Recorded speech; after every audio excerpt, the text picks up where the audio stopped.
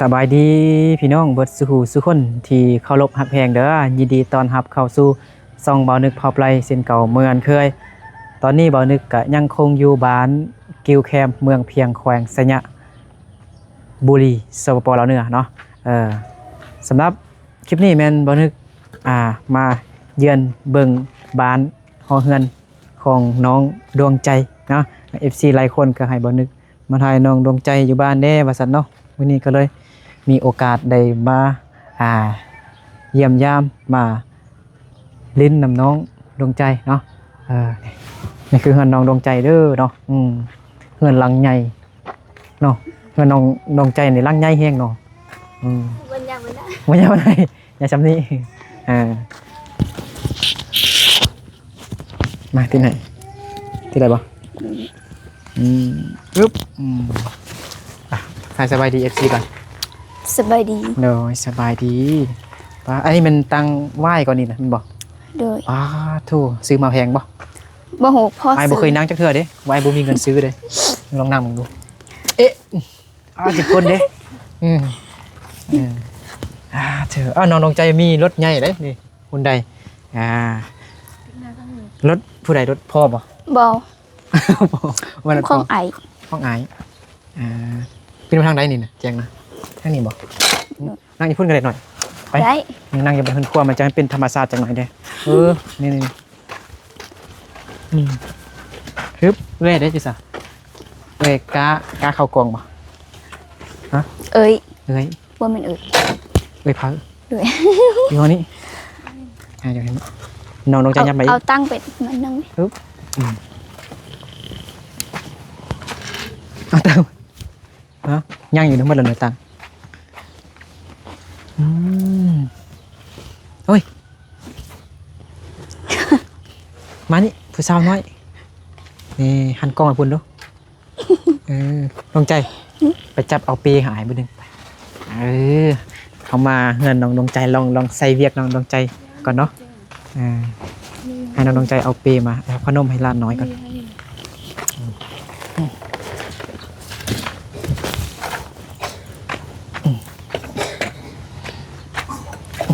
น้องนี่ก็ได้มาชิมให้ถึงมาเถอะน้องดวงใจเป็นหัวหน้าเดี๋ยว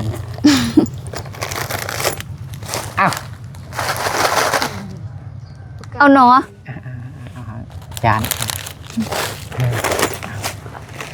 านเอายืดจนน้องฮะเอายืดจนน้องฮะเอาหน่อยฮะโอ้มีอินฮะโดนน้องน่ะในพามีลูกน้อยวะเลยไอ้น้องอยู่ไปพ่อแม่เด้พ่อแม่ไปไทยพ่อแม่ไปไทยไปเฮ็ดเวียกอยู่ไทยเลยอยู่จังหวัดหยังบ่ฮู้บ่ฮู้อยู่กะๆเนี่ยบ่อยู่มอเนี่ยบ่อยู่กรุงเทพพุ่นยังบ่ฮู้บ่ทำพ่อแม่เด้อคือบ่ถามพ่อแม่ใช่น่ะได้ติดต่อหาพ่อแม่อยู่บ่ติดต่อคือบ่ถามอยู่บ่อนใดเพื่อ FC อยู่ทางฝั่งไทยอาจจะไปเยี่ยมยามพ่อแม่ของน้องดวงใจบ่จื้อแล้วน่ะชื่อแล้วคิดฮอดพ่อแม่บ่คิดฮอดพ่อแม่ไปเฮ็ดเวียกอยู่ไทยได้จักเดือนเนาะจักปีเนาะได้จักเดือนเนาะประมาณจักเดือนประมาณ 5-6 เดือนเนี่ยว้าถูกคิดฮอดเด้อายก็คิดฮอดแทนน้องแล้วบัดนี้คิดฮอดนำน้องดวงใจล่ะโอ้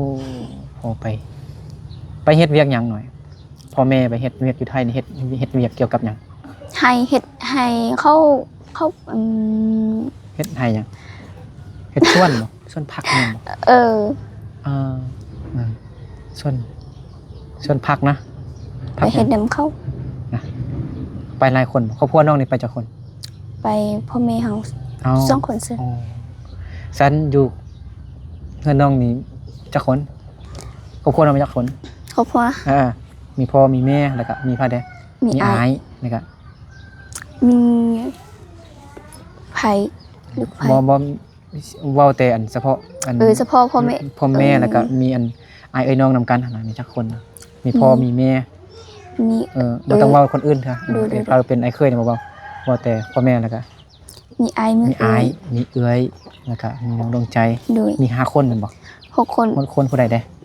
มีซ่องไอ อ๋อมีอาย2คนมี2อาย มีซ่องไอ มีอาย2คนอืมนี่มันเอ้ยพาอื่นบ่ ดูด้วย เอ้ยพาคันไอ้ถ่ายคลิปเนี่ยอายบ่ ไอดิ อายจักปีแล้วนะเอ้ยพานะ 16 17นาที ฮะ 18แล้ว 16 17อ้าวเป็นเด็กน้อยอยู่ว่าซั่นสมพ่อหลายเนาะเอ้ยพามีลูก2คน 3 คน 3คนแล้ว โดย โถไอ้นึกอายุสิฮอด30 ปีเรายังบ่มีลูกจักคนเด้อ แล้วไอ้อันผัวของเอ้ยพาน้องนี่เด้อยู่เฮ็ดเวียกอยู่ซะ เสียเนี่ย อยู่ไสเนี่ยเฮ็ดเวียกหยังนะ บ่ฮู้บ่ฮู้บ่ โอ้โห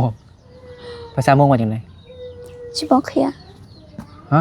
ชิบอกเคลียร์ บ่แม่นอันเฮ็ดเวียก เวียกที่อายเฮ็ดอยู่อันเวียกที่อายน้องเฮ็ดอยู่ไสเนี่ยอันน่ะแม่นภาษามงเอิ้นว่าจังได๋น้องฮู้บ่ ฮู้ ฮู้ว่าจังได๋นะภาษามง อืมไปไข่น้ำไปไข่น้ำไปโมเดล จื้อละ ต้องมาเป็นภาษามงก่อนจึงว่าเป็นภาษาลาวอยู่โรงงานน้ำดื่ม โดย ขับรถให้เข้าที่หรือจังไดหรือว่ายก บ่ ยกน้ำเข้าไปยกน้ำค่ายน้ำดื่มแมันบ่ได้เงินดีอยู่บ่ บ่ฮู้เถอะ โหดบ่ฮู้บ่ฮู้เถื่อบ่ฮู้เถื่อก็แสดงว่าบ่ได้ทำแล้วเนาะมันควรน้องดวงใจสู้ชีวิตแท้ เบิ่งน้องดวงใจคือบ่แป้งเด้นะหายนึกแป้งไงก็ได้ ได้ ไปตัดเอาไม้อันสร้างเบิ่งพี่น้องเนาะบ่แม่นมีเทวดาตกลงมาน่ะบ่คือว่ามีปองใหญ่แท้เนาะตา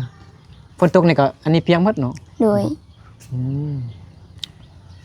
มีไผนอนเฮือนครัวเด้มีคนเฮือนมานอนเฮือนครัวบ่ บ่ บ่แม่นน้องดวงใจกับผู้บ่าวนอนเด้อ บ่ บ่แม่นเด้อใจ nên nên là cái ở chơi của น้องดวงใจเฮ็ดให้เฮ็ดสวนได้บ่ đây บ่ได้เฮ็ดอยู่ đây เฮ็ดให้เฮ็ดสวนอยู่บ่ผู้ใดเฮ็ดผู้ใดเฮ็ดให้เฮ็ดสวนน่ะบ่ครอบครัวของน้องนี่นะตอนนี้นี่นะปีนี้เฮ็ดให้เฮ็ดสวนอยู่บ่ có hết là บ่เฮ็ดแล้ว คิดว่า พ่อแม่ไปเฮ็ดเวียกอยู่ไทยแล้วเนาะจะอยู่บ้านน้องดวงใจก็มักไปนอนนำน้องประยงเนาะแล้วน้องดวงใจไปนอนเฮือนน้องประยงแล้วมีแต่เอ้ยเพ้อนอนนี่ผู้เดียว toàn ai mà hậu sẽ phải nó nằm phải không อ่า toàn ai bố mà hậu cao phải ตอนกลางคืนนี่มีผู้บ่าวมาลินมาล่มบ่ bố mình nó มีเขายานเอ้ยเพ้อติเนาะยานเอ้ยเพ้อตีติ โถบรรยากาศดีพี่น้องเนาะสูงอยู่บ้านของน้องดวงใจนี่สูงเลยเนาะเดี๋ยวเบิ่งธรรมศาสตร์ตื่นขึ้นมาแล้วเบิ่งผู้น้อยนั้นเนาะธรรมศาสตร์งามเนาะน้องดวงใจก็งามเห็นเก่งอยู่บ่ bố เข้าไปในเพิ่นครัวได้บ่ ไป đấy กินเกลือกินแตงนัว đấy ไปอันนี้เล็กมันยังนี่นะ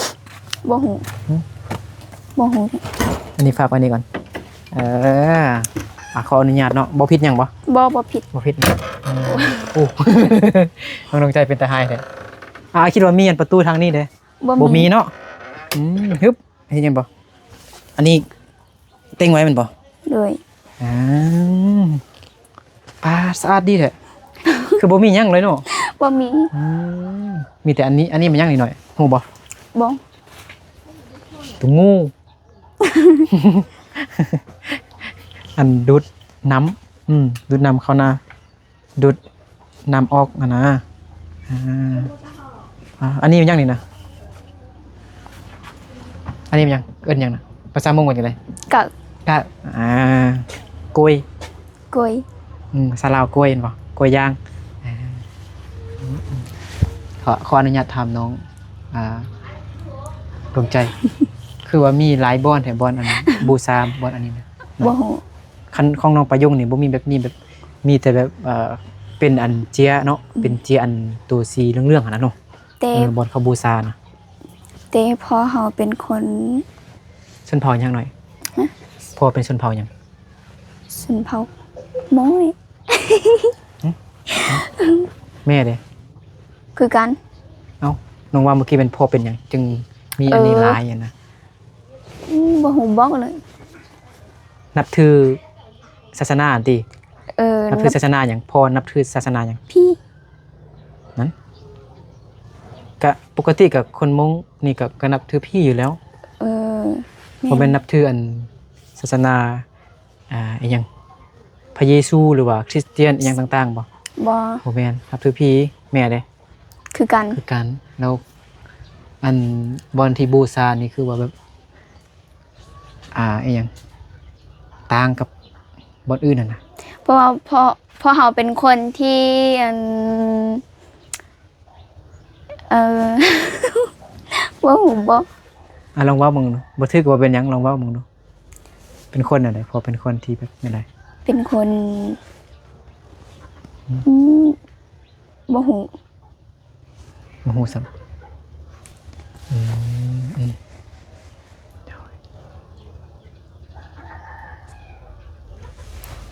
ฝนตกมานี่มันบ่เปียกบ่ บ่ บ่พ่อแม่บ่อยู่ก็เป็นจังซี่แหละเนาะบ่มีไผแปลง โดน ครัว แล้ว ให้น้องดวงใจเนาะแล้วก็มีเฮือนมีอันประตูทางนี้อีกเห็นบ่ แม่น ดวงใจเปิดทางใดนี่นะ ไอ้เนี่ย ฮะ แบบนี้ เปิดนี่คิดว่าเปิดนี่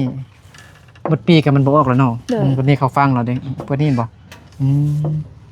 คือบ่เฮ็ดประตูมาทางนี้เลยมันง่ายเลยอันนี้บ่นอนบ่ ปีหน้าก่อนเฮาสิใหญ่ไป ปีหน้าก่อนอ๋อพอเก็บเงินได้หลายล้านก่อนเนาะแต่ละมื้อเฮ็ดหยังกินหน่อย บ่มีหยังกินหรอก บ่มีหยังกิน กินแต่ข้าวกับน้ำ กินข้าวกับน้ำอ๋อกินแต่ข้าวกับน้ำแต่ละมื้อนะ โดย อ๋อตื่นแท้คือบ่เข้าป่าเก็บผักหักหน่อไม้มาเฮ็ดกิน บ่ฮู้ไปหาอยู่ซักหรอก โอ้โหไปหาอยู่เซอร์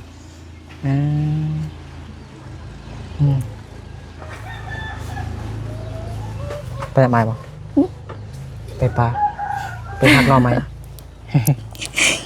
ไปบ่ ไป เก็บเครื่อง แล้วเป็นน้ำกินเนี่ยเอาซื้อน้ำดื่มกินบ่หรือว่าน้ำก๊อกน้ำบาดาลน้ำอีหยัง เฮาต้มกินเอาต้มน้ำซางบ่ ต้ม น้ำบาดาลบ่น้องเจาะน้ำแล้วบ่น้ำบาดาลแล้วบ่หรือว่าเป็นน้ำซางเป็นน้ำซางบ่เป็นบ่อบ่หรือจังได บ่ เป็นน้ำก๊อกมีน้ำก๊อกอยู่นะน้ำแบบไหนเบิ่งดูพาย น้ เบิ่งดูอยู่ซะไอ้เบิ่งดู ำข้าวอัน เข้ามาแต่ไสนี่น้ำซางกับบ่แม่นติ น้ำหยังก็ น้ำประปาติมันเป็นแบบไหนเบิ่งดู บ่มันอยู่พุ่นแล้ว มันอยู่พุ่นแล้วแล้วมันคือบ่มีบอลปิดเปิดซั่นน่ะฮอดยามมันก็มาสิเอาจังได บ่แม่นเฮาโอ้ยบ่ฮู้อีกแล้ว เอามาทำแล้ววันนี้ บมันเป็นก๊อกบอจังไดอยู่เทิงบนเป็นก๊อกเฮาโตเอาแล้วก็มันจะมาได้จังไดหรือเป็นน้ำซาง แนวใดนะ ปีการนี้เขาพ่อแม่เขาเอิ้นเข้าปะเอิ้นเข้ามาโอ้ยบ่ อีหยังเนี่ยลองเว้ามึงดูอีหยังนะฮะ บ่ฮู้แล้ว นี่เหรอมาเบิ่งดูน้องใจมานี่ไอ้เบิ่งดูทรายน้ำนี่นะมันมาแต่ไสนี่นะน้องใจว่า เป็นอะไรเนาะเป็นน้ำสร้างมันขุดเลิกๆกันบ่จะเป็นแบบคล้ายๆแบบนี้นะ บ่ อาบน้ำอยู่ไสหน่อย เฮาหลุดมาบ้านนี้ก็บ่ติ รถดูดเอานะรถดูดเอานะมีจักกันวะบ่แม่น บ่แม่นบ่แม่น ยังนะ เอาบ่จื้อแล้วนะไอ้นึก บ่ใช่เลยเวลาน้องใจอาบน้ำแล้วอาบอยู่ไสหน่อย ฮะ อาบน้ำอาบอยู่ไส อยู่นี้ อาบอยู่กลางแจ้งเลย ถ่ายไปดู น้องใจสิอาบน้ำอยู่นี่ให้ก็อยากอาบน้ำอยู่วันนี้จะอาบน้ำอยู่บ่ ฮะ จะอาบน้ำอยู่บ่ อาบ อายบ่อาบหนาว เคยบ่อาบน้ำบ่ บ่เคยแต่หน่วย ตอนน้อย ตอนน้อยแต่บ่อาบเนาะอายก็อยากอาบน้ำอยู่แต่น้ำบ่พอเด้นี่อายอาบตอนนี้นะอ้าวถูกหมอใหญ่แท้หมอใหญ่อลังการงานสร้างแห่งหมอต้มอาหารหมูเนาะ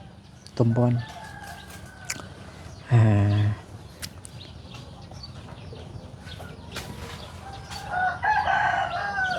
นั่นเฮือนไผอะนะเฮือนพี่น้องบ่ บ่ บ่แม่นบ่มีคนอยู่บ่ มีแต่ เขาสิขายบ่ บ่ไข่ติ บ่ขายเนี่ยคันขายเนี่ยน้องเอาบ่ บ่ เป็น บ่ หยัง มีเงิน บ่มีเงินตัวซื่อๆน้องใจได้มีเงินเป็นตื้อแล้วตอนนี้ บ่ บ่มีเนี่ยตอนนี้มีจักพัน บ่มีจักพันอ่ะ อยู่ในกระเป๋ามีจักพันตอนนี้นะ บ่มีเลย บ่มีเลย แม่น ไอ้แท้นี่ แท้บ่ตัว เป็นเมืองกองนี้มีจักพันเบิ่งดูต้องตัว บ่มี อันนี้เป็นคนบ่มักคนขี้ตัวใด แม่นเฮาก็บ่แม่นคนตัวคือกัน นะบ่มีไอ้แท้นี่บ่มีจักพันเลย บ่ บ่มีจักบาทเลย บ่ แล้วไปโรงเรียนแต่ละมื้อเนี่ยบ่ได้เงินไปบ่ บ่ อ๋อมีแต่นุ่งเครื่องแล้วก็ไปบ่มีเงินติดไปนำซื้อขนมเขา เด้อ เห็นน้องๆเห็นคนอื่นกินขนมมายังเนี่ยก็อยากกินอยู่บ่กลืนน้ำลายบ่ ตัวเองบ่มีเงินซื้อนะ บ่ อืม หนูว่าตนเองบ่มีเงินน่ะบ่กิน มากินเลยอ๋อสมพรแล้วเป็นผู้น้อยเนาะ เดี๋ยวพี่มาทางนี้หน่อยกินได้เบิ่งยังพุ่นมานี่โอ้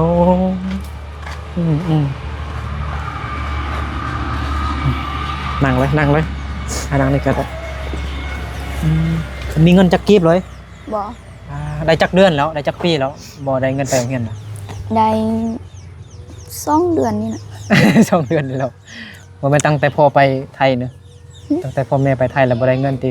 เป็นจังได๋ โดด คันพ่อแม่อยู่นี่พ่อแม่เอาเงินให้บ่ เอา มื้อหนึงจักพัน ประมาณ 5,000 5,000กีบประมาณ 7-8 บาทไปซื้อหยังกินน่ะ เอาไปซื้อขนม ซื้อขนมกินซื้อขนมกินน้ำผู้บ่าวแม่นบ่ บ่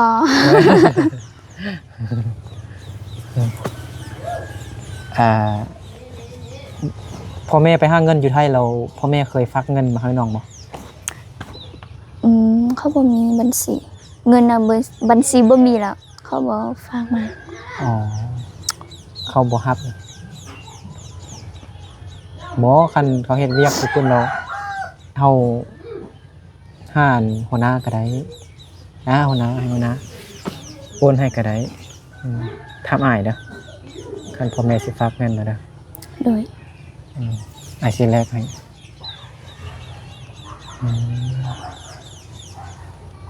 แล้ว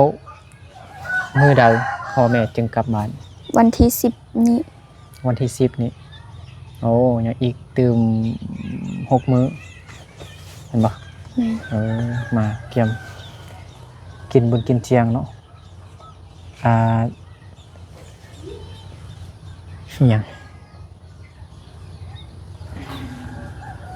อาชีพทำยังลืมเนาะบุญกินเชียงนี้วันที่หยัง วันที่บ่ฮู้เด้อเขาว่าได้ยินเขาว่าวันที่20 วันที่20เนาะ หรือว่าวันที่ คนวันที่25คนก็วันที่20ที่25บ่แน่เนาะ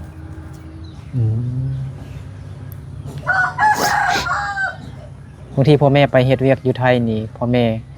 ได้ลูกเคยมาบ่จักเนาะบางทีพ่อแม่น้องไปหาเงินอยู่ไทยนี่บางทีผู้บ่าวไทยมา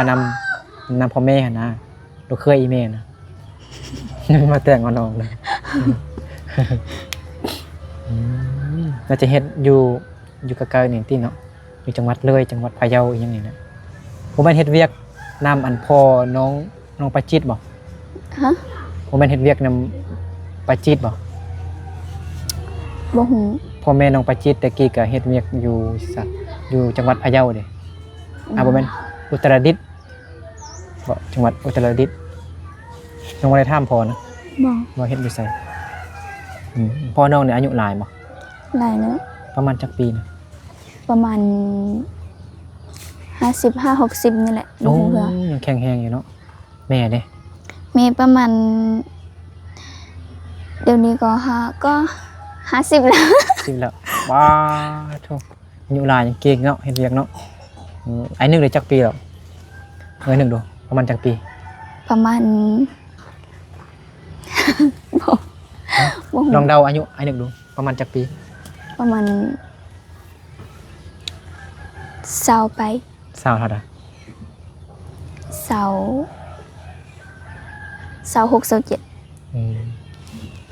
ถูกต้องน้องเบิ่งบอลใดน่ะอายจึงเท่านะ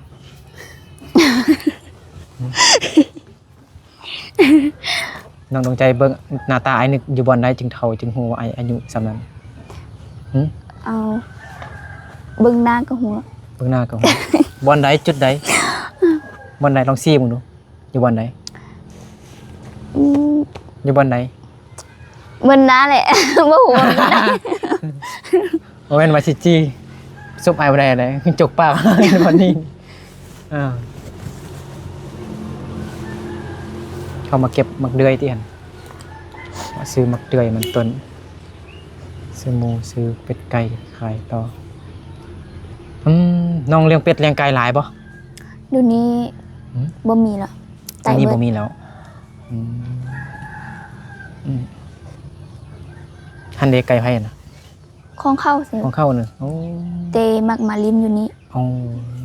ลองกะเกลือมันอยู่บ่ เกลืออยู่ เกลืออยู่เกือบไก่เข้า ดีตอนจัดก็เลยเกลือเนาะน้องลงใจเนาะอายุ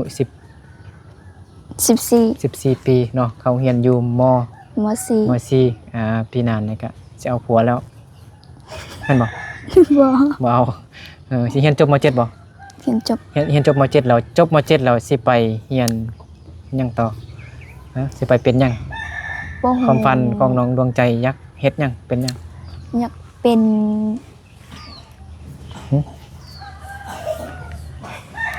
ตำรวจ ฮะ ตำรวจ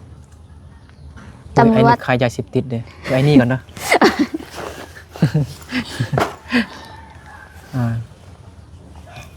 อยากเป็นตำรวจเตี้ยกว่าไอ้นึกอีก เป็นตำรวจก็บ่เอาที่ เอาอยู่ดอกแต่แพงเลยตำรวจนี่เนาะเป็นหลักแสน200,000 บาทพุ่นน่ะซื้อตัวเลขแพงแฮงพี่น้องถ้าเป็นมาแล้วก็เงินเดือนก็บ่ค่อยหลายปานใดเงินเดือนเตได้ฟันซื้อ แต่ฟันซื่อๆของฟันซื่อๆเนาะ โดย คันบ่ได้เป็นตำรวจเราสิเฮ็ดหยัง บ่ฮู้ ลองเว้า ไปเฮ็ดเวียก เฮ็ดเวียกอยู่ซะ อยู่อยู่ไทยก็ได้ อยู่ไทยก็ได้ไปเฮ็ดเวียกอยู่ไทยอยากไปเฮ็ดเวียกสิตาม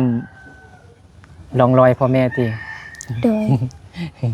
ตามห้อยพ่อแม่ไปได้เงินหลายบ่อยู่ไทยนี่เงินดีบ่ บ่ฮู้ โอ้โหบ่ได้ทำพอเลย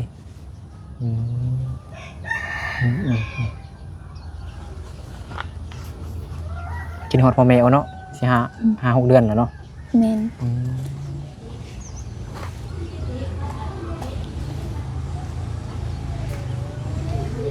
บนกินเจียงในเล่นอยู่ซะบนกินเจียงในน้องดวงใจสิดินอยู่ซะ อยู่น้ำปุย นึกปุ้ยไอ้นึกแทนมาเล่นอยู่บ้านกิวแคม กับน้องดวงใจไปพุ่นน่ะคือบ่เห็นน้องดวงใจแล้วใช่ไหมปีนี้เขาเฮ็ดอยู่น้ำปุยนะ โดย โอ้จัดใหญ่บ่จัดงานบุญกินเจียงใหญ่บ่ บ่ฮู้เท่า อืมนอเปียเจ้าเนาะ แม่น นอเปียเจ้า โดย นอเปียเจ้าแม่นบ่ โดย ภาษามงแม่นบุญนอเปียเจ้าภาษาลาวรูปแม่นบุญกินเจียงนอกแปลว่ากินเนาะ โดย เปเลยเปเจ้าแปลว่าหยังเปเจ้าเจียงอันติว่าเจียงอันติ แม่นติ ภาษามงคือสิหลายเนาะ โดย อยู่น้ำปุ้ยก็ไปทางจังหวัดเลยพี่น้องไปไทยก็ไปทางน้ำปุ้ยเห็นเลยไกลน้ำปุ้ยไปก็พุ่นปากลายบ่อแตนแกนเท้าคุณเนาะไปฮอดด่านทาลีอำเภอทาลีจังหวัดเลยของประเทศไทยจังหวัดที่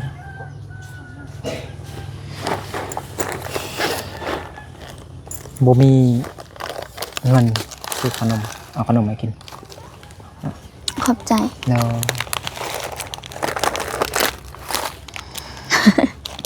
ขอบใจ ขอบใจเอาขอบใจ ขอบใจละลายเอาให้เธอเล็กเท่าน้อยขอบใจละลาย ขอบใจได้เลย เด้อว่าเนาะ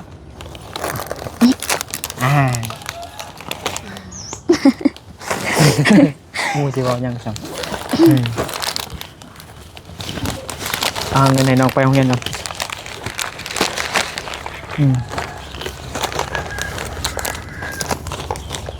มือละ 5,000มึงก็50,000ได้จักมือโอ้บ่ได้10 มื้อแม่นบ่บ่แม่นไหนก็20มื้อเนาะคันมือละ 5,000นะแม่นบ่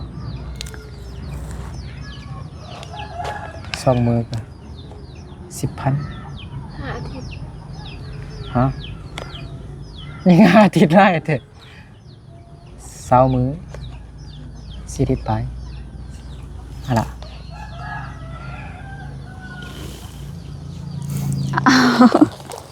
มันไปโรงเรียน ขอบใจเลย ใจเด้อมันน่าจึงมายามน้องอีกเนาะเมื่อแรกไหนสิไปนอนกันน้องประยงบ่ มื้อเรื่องนี้ หรือว่านอนอยู่นี่ บ่ฮู้ว่านอนนี้ดิเพราะว่าไอบ่มา อ๋อไอ้บุญนะน้องประยงนอนคนเดียวเนาะนั่นนี่ บ่ฮู้ไปนอนน้ำอ่างแล้วสิ โอเคพี่น้องเดียวบ่นึกกับทีมงานเดินทางต่อก่อนเนาะมาแวะลินน้ำน้องดวงใจบึดนึงเนาะเมื่อกี้เนี่ยก็ให้น้องดวงใจไปแปลภาษามงให้เฮาเนาะไปยามเบิ่งไปเอาของไปให้แม่เฒ่าเพิ่นเนาะก็เลยตอนกลับนี่ก็เลยมาแวะลินเงินน้องดวงใจเนาะก็เป็นครั้งแรกมาเงินน้องใจแต่ละครั้งแต่ละเทื่อก็เห็นแต่ไปอยู่เงินน้องประยงมันนี้จึงมีโอกาสได้มาเล่นอยู่เงินของน้องดวงใจเนาะก็ขอบใจขอบคุณFC เบิร์ดสุขุสุขคนเนาะที่เข้ามาติดตามรับชมคลิปน้องดวงใจแต่ต้นจนจบเด้อเนาะปล่อยพรให้FC เบิร์ดสุขุสุขคนจงอยู่ดีมีแห้งสุขภาพเข้มแข็งแข็งแรงเนาะปราศจากโรคภัยไข้เจ็บทั้งปวงสาธุไปเนาะกลับก่อน